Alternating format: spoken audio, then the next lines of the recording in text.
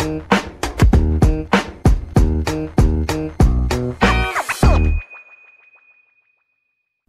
dan teknologi bukan hanya berhenti di ruang kuliah atau penelitian, tapi bermanfaat untuk membangun masa depan dan juga pertumbuhan ekonomi Indonesia. Halo insan Dikti Saintek, selamat datang di podcast Dikti Saintek Menyapa, ruang inspiratif yang membahas isu-isu strategis pendidikan tinggi, sains dan juga teknologi untuk masa depan Indonesia. Bersama saya Riri Artakusuma yang akan menemani Anda semua. Hari ini kita akan mengulik tentang Konvensi Sains, Teknologi, dan Industri Indonesia 2025 atau KSTI 2025. Bersama kita sudah hadir untuk membahas hal ini Direktur Jenderal Riset dan Pengembangan Kemdikti Saintek, Dr. Fauzan Aziman. Sudah ada di samping saya. Halo Pak Fauzan, apa kabar? Baik. Alhamdulillah baik ya Pak ya, sehat. Dan kelihatan bugar banget nih hari ini ya. Kita bakal bahas soal KSTI nih Pak 2025. Sebelumnya kita mau tahu Pak, KSTI 2025 itu tentang apa sih dan kenapa bikin event yang satu itu Pak? KSTI itu kepanjangannya Konvensi Sains, Teknologi, Industri Indonesia 2025. Ini berlangsung di Bandung, di Sasana Budaya Ganesha pada tanggal 7 sampai 9 Agustus 2025. Kenapa kita mengadakan konvensi ini?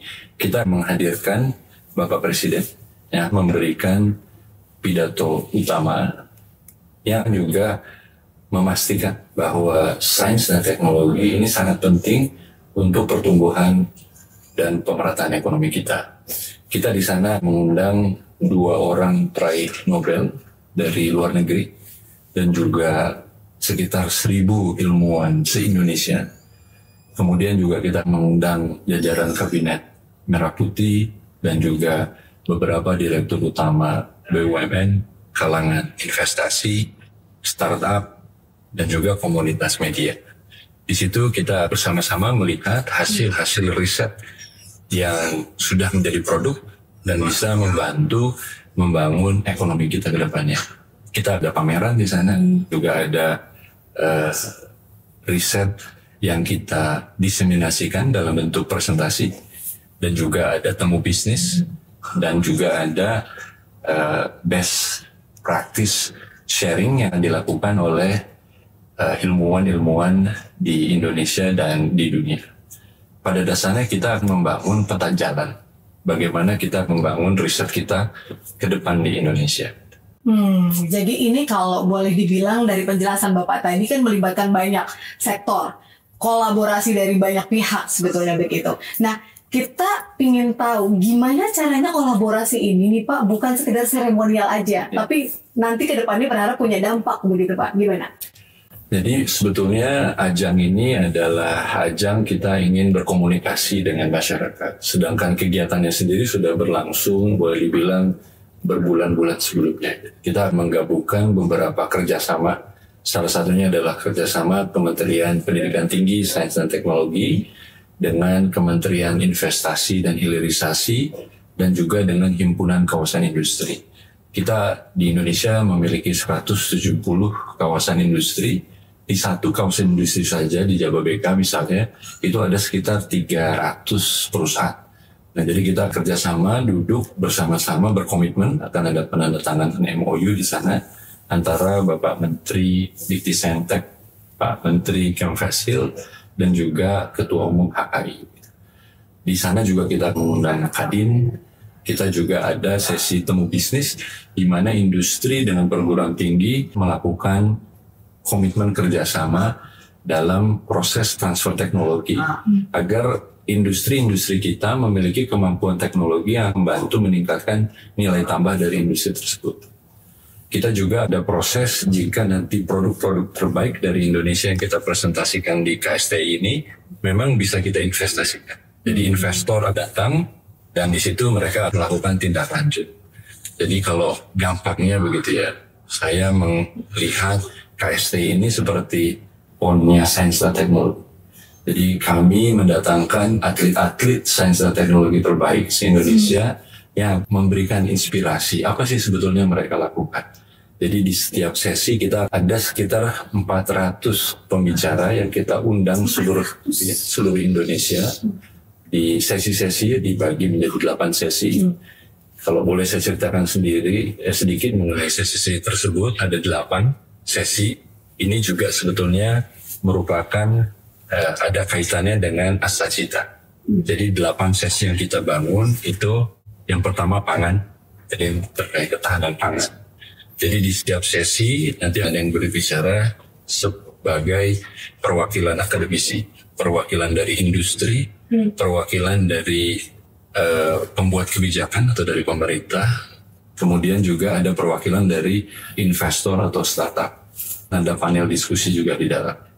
Jadi tadi ketahanan pangan, yang kedua adalah kesehatan, kemudian energi, kemudian pertahanan, kelima adalah maritim, digitalisasi, itu ada 2 aspek, AI dan semikonduktor, kemudian hilirisasi dan industrialisasi, dan yang terakhir adalah material dan manufaktur maju. Nah ini semua nanti kalau dijumlah begitu ada sekitar 400 pembicara.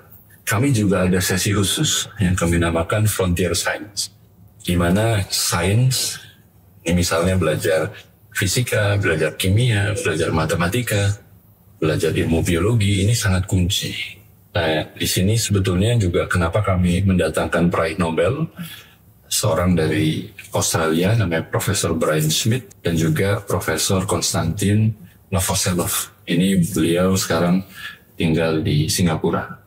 Nah, di situ mereka memberikan inspirasi bagaimana di negara-negara maju, sains dan teknologi ini sangat kunci dan juga perjalanan mereka sendiri bisa menjadi peraih Nobel. Jadi kita juga tidak hanya mengundang perguruan tinggi dari aspek penelitinya gitu atau dosen. Tentunya kita undang sekitar 300 rektor yang kita undang. Kita juga mengundang mahasiswa. Dan kita juga mengundang mahasiswa tidak hanya S1 tetapi juga S2 dan S3. Dan juga kita mengundang siswa SMA. Ini juga sebetulnya supaya ada keberlanjutan antara talenta kita yang kita kembangkan di sekolah menengah atas sampai tadi S3 nanti menjadi peneliti atau menjadi penemu dan juga bisa menjadi teknopreneur atau wirausahawan atau menjadi nanti jadi profesor atau juga bisa masuk ke pemerintah mengambil kebijakan atau juga bisa menjadi pemimpin di BUMN. Kami memang mengejar ini tidak dalam jangka waktu pendek tentunya. Ini semua berujung betul berkesinambungan sampai dengan Indonesia Emas tahun 2045.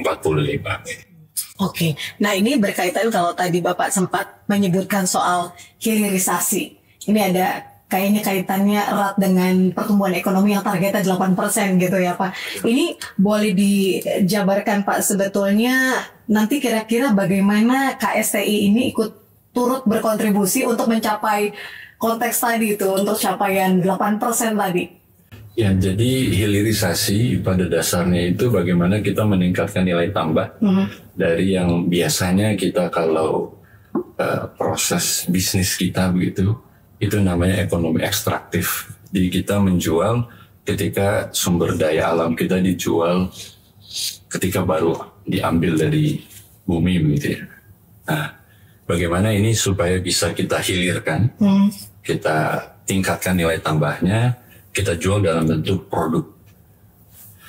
Nah, proses ini yang membutuhkan berbagai macam pihak. Nah, salah satunya itu adalah investasi. Karena misalkan saja contoh adalah nikel. Nikel kita di Indonesia itu kita memiliki cadangan yang terbesar di dunia. Dan sekarang kita belum bisa membuat nikel kita misalkan menjadi baterai. Jadi baterai itu salah satunya misalkan NMC, N-nya itu nikel, artinya baterai NMC ini yang digunakan di mobil itu menggunakan nikel. Tetapi nikel yang kita ambil itu tidak bisa langsung menjadi baterai. Atau nikel yang kita ambil itu belum bisa menjadi material yang dinamakan nickel superalloys. Nickel superalloys ini material yang digunakan di pesawat, di jet engine, di dalam mesin pesawat.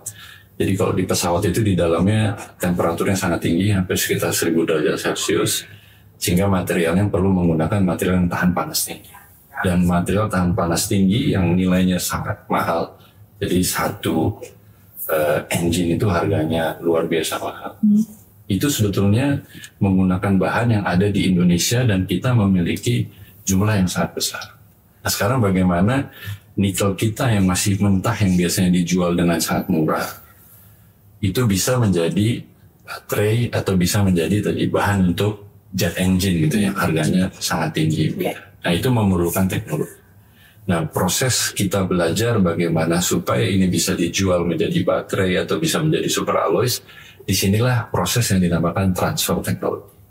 Nah transfer teknologi bisa dilakukan oleh industri yang berinvestasi ke Indonesia. Nah ketika industri itu tadi masuk ke Indonesia, mereka melalui Kementerian Investasi dan Hilirisasi.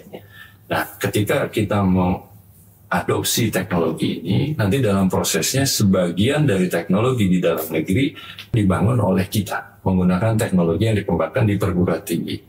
Nah ini kita bekerja sama dengan Kementerian Investasi Hilirisasi dan juga industri di mana nanti mereka berada, yaitu di kawasan industri, supaya engineer atau insinyur kita dan juga ilmuwan dari kampus itu bisa terlibat dalam proses hilirisasi ini, sehingga kita tidak berakhir hanya membeli teknologi tetapi membangun juga teknologi.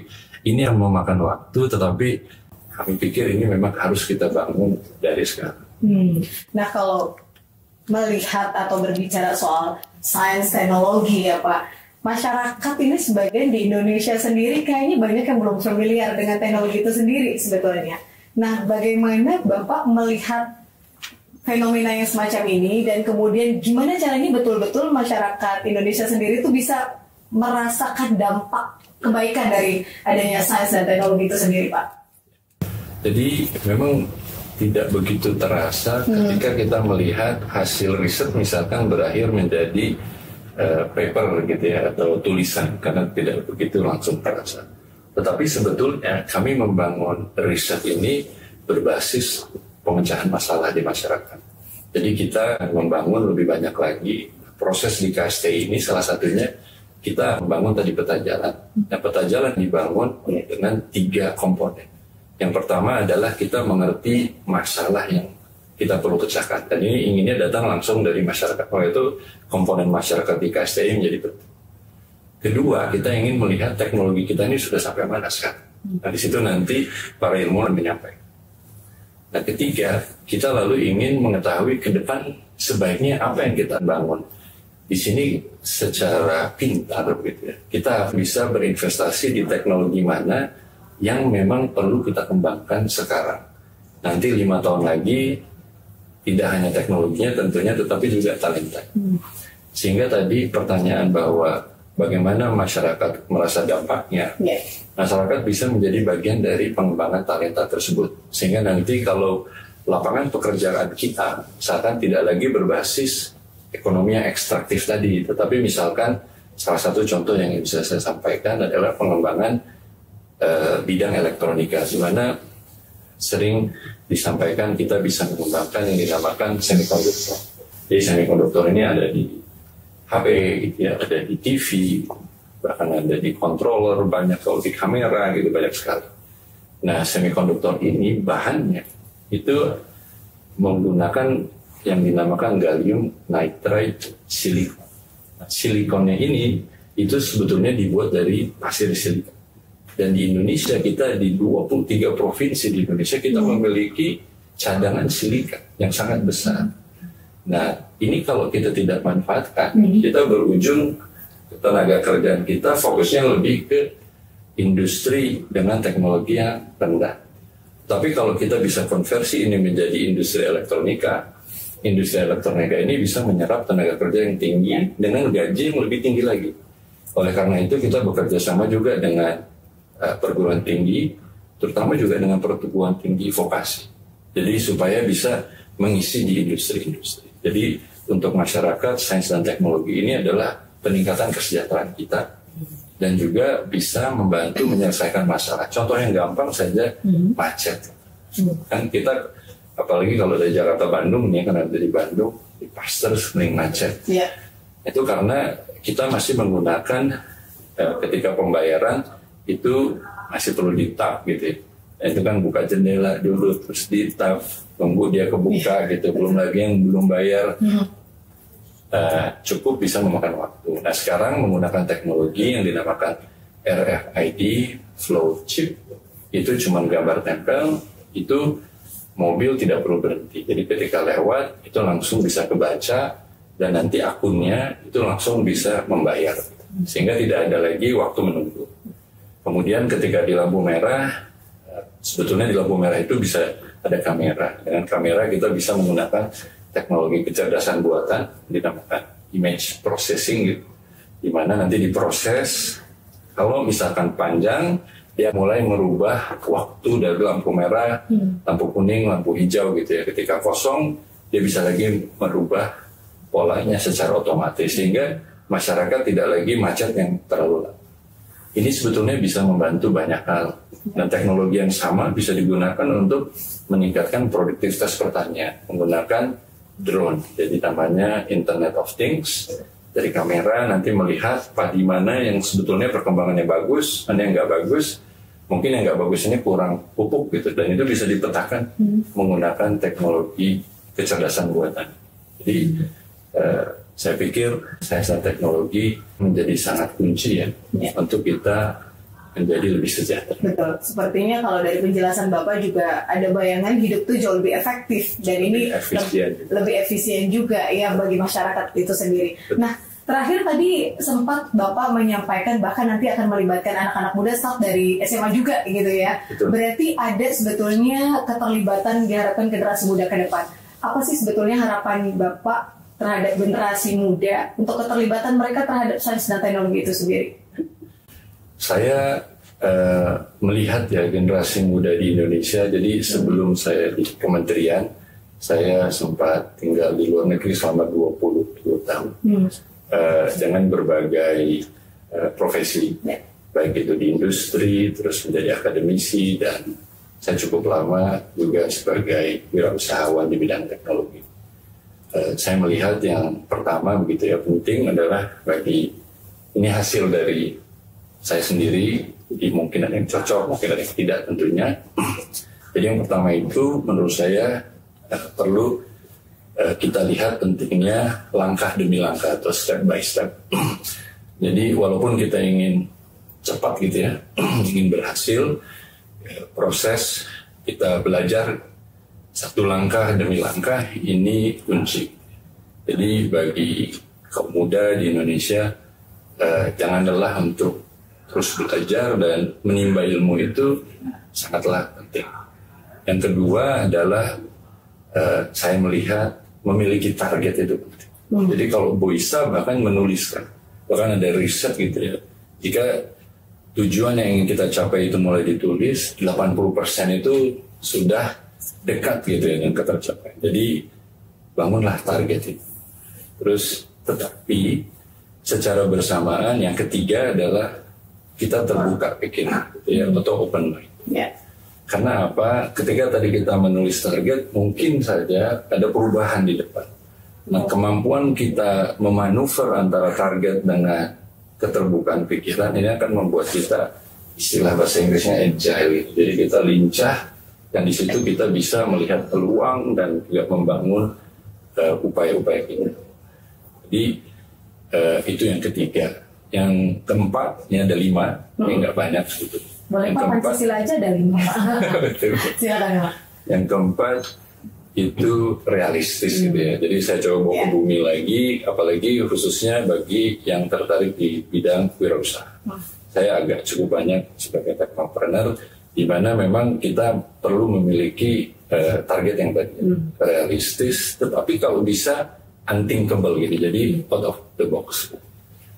Jadi kalau saya tadi ya pertama step by step gitu S, terus yang kedua target oriented T gitu ya.